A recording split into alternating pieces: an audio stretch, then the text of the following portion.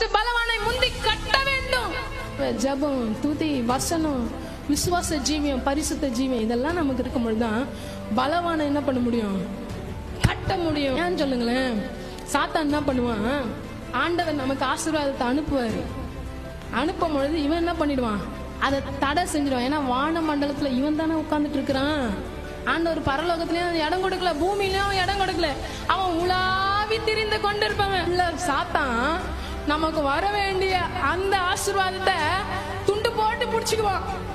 அந்த ஆசீர்வாதத்தை சுதந்திரித்துக் கொள்ளணும்னா வான மண்டலத்துல இருக்கிற சத்ரு என்ன பண்ணணும்? ஃபர்ஸ்ட் கட்டணும். ஆட்டோமேட்டிக்கா ஆசீர்வாத மழை நம்ம மேலதாங்க.